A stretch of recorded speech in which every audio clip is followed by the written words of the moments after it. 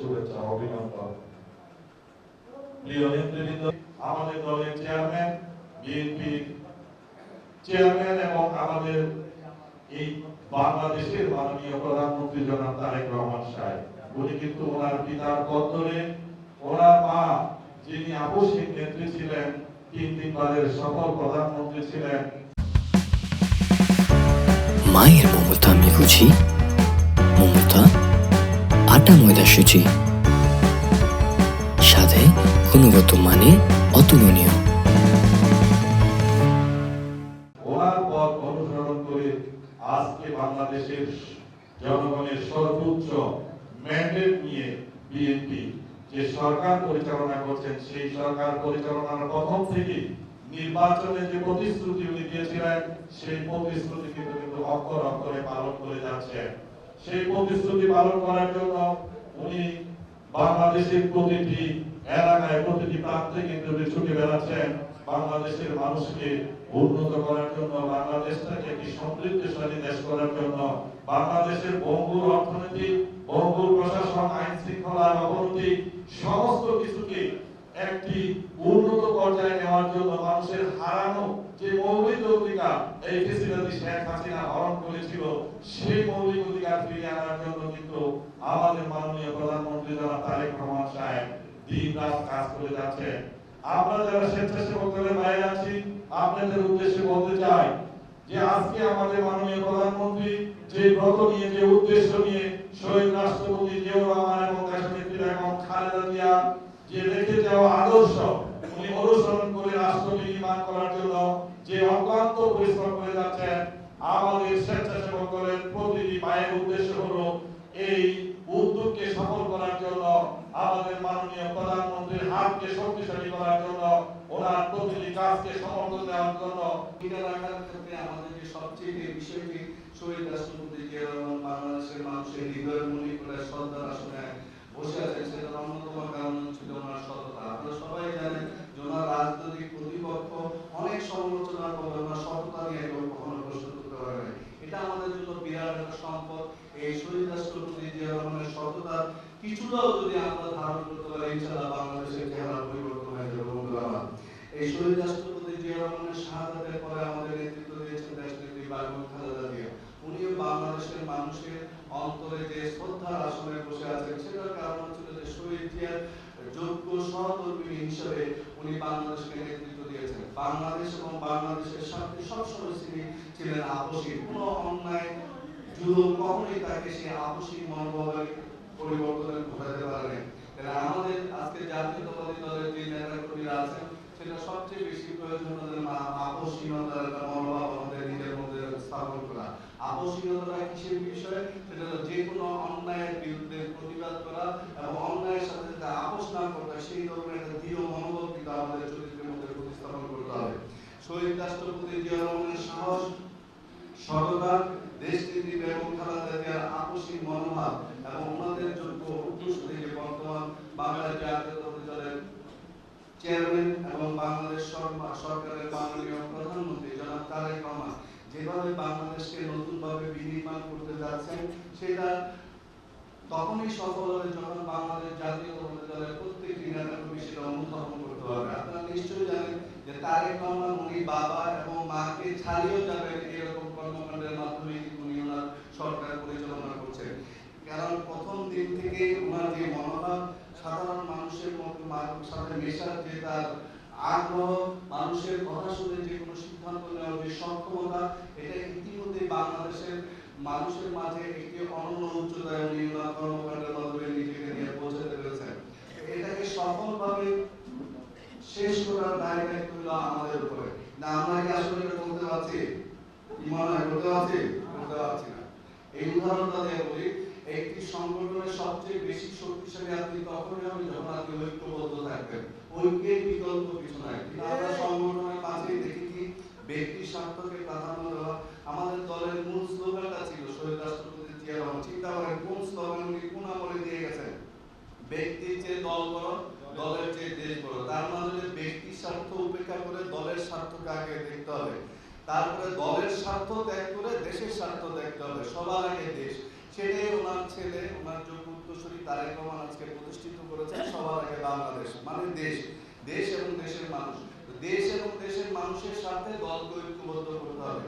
আজকে যে দলের মধ্যে যে আমরা বিভক্তি সৃষ্টি করার যারাই করি না কেন, এটা দলের জন্য যেমন ক্ষতিকারক, আপনার নিজের সংগঠনের জন্য ক্ষতিকারক।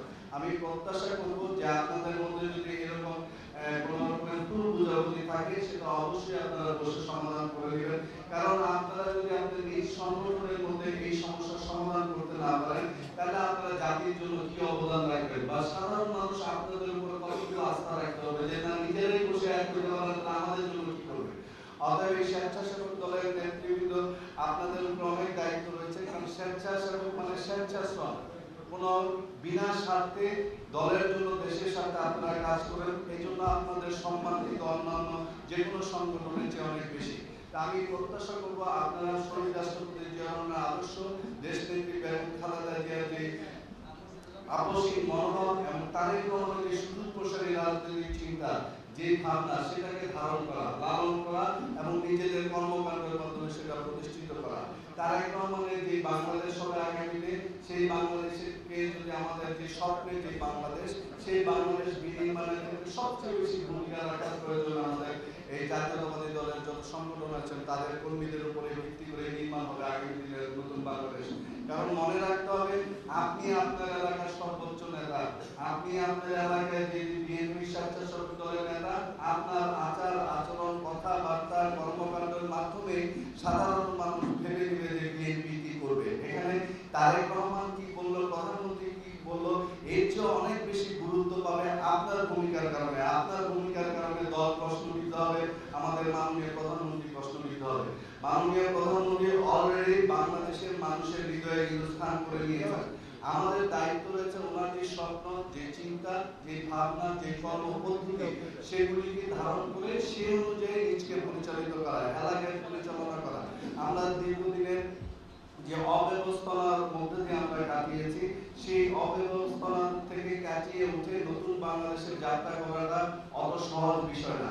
প্রতিনিয়ত আমাদের বিরুদ্ধে সমালোচনা হচ্ছে, ষড়যন্ত্র হচ্ছে, প্রতিনিয়ত মিথ্যা প্রপাগান্ডা ছড়ানো হচ্ছে, নেতাকর্মীরা কিছু অপরাধ না করলেও তার উপরে দায় চাপিয়ে দেওয়া হচ্ছে। এগুলির ব্যাপারে আপনাদের কিন্তু সজাগ থাকতে হবে। আজকে ফেসবুক এই মাধ্যমে পুরো বিএনপিকে কলঙ্কিত করার জন্য টাকা দিয়ে এক ধরনের মানে গোষ্ঠী এটা কিন্তু প্রতিনিয়ত ষড়যন্ত্র করছে। এই ষড়যন্ত্র থেকে রক্ষা করার দায়িত্ব কিন্তু আপনাদের রয়েছে।